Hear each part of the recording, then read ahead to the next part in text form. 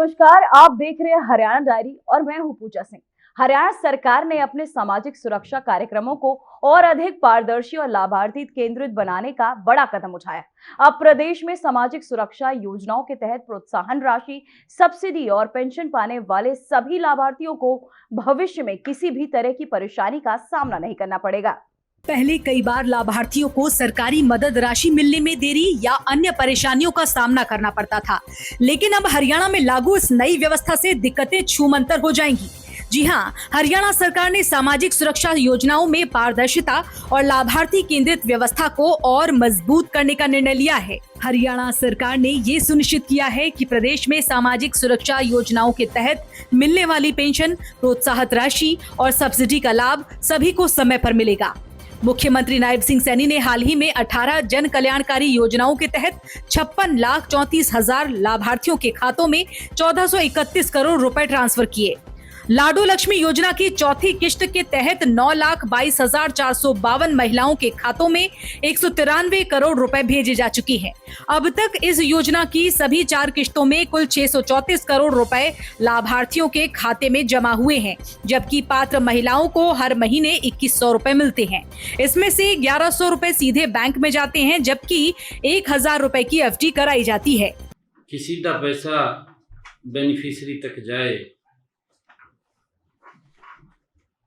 आज उसी कड़ी में हमने दीनदयाल लाडो लक्ष्मी योजना उसकी चौथी किस्त आज जारी की है। मित्रों, इस योजना के तहत आज तक 9,22,452 हमारी लाभार्थी बहनें, उनके खातों में 193 करोड़ रुपए की राशि आज पहुंचाई गई है।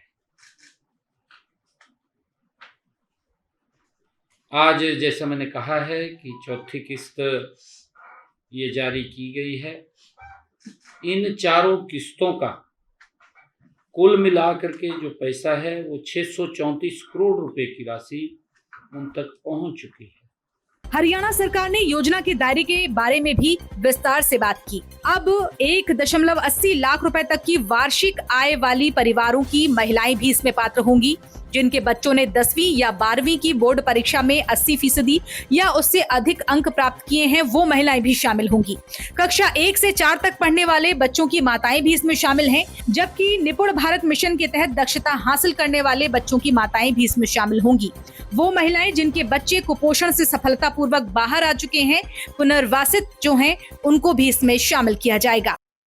दीनदयाल लाडो लक्ष्मी योजना हमने गत 25 सितंबर को दीनदयाल लाडो लक्ष्मी ऐप का शुभारंभ पंडित दीनदयाल उपाध्याय जी के 109वें जन्म दिवस के अवसर पर किया था। इस ऐप पर गत 31 जनवरी तक 10,51,029 हमारी बहनों ने आवेदन किया है। इनमें से 9,22,452 महिलाएं वो पात्र पाई गई हैं।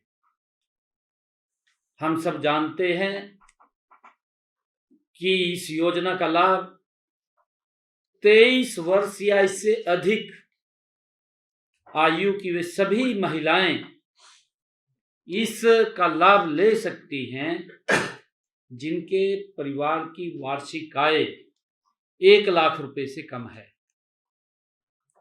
इसके तहत पात्र महिलाओं को 2100 रुपए मासिक वित्तीय सहायता का प्रावधान किया गया है। मित्रों, अब इसके अंदर हमने पिछले दिनों एक एडिशन किया था कि ऐसे परिवार जिन्होंने अपने बच्चों को सरकारी स्कूल में पढ़ाते हुए 10वीं या 12वीं की बोर्ड की परीक्षा में 80% से अधिक अंक प्राप्त किए हैं या कक्षा 1 से 4 में निपुण भारत मिशन के अंतर्गत कक्षा स्तर की दक्षता हासिल की है, जिन माताओं ने अपने बच्चों को एसएन, सैन या मैन से सफलतापूर्वक पुनर्वासित किया है,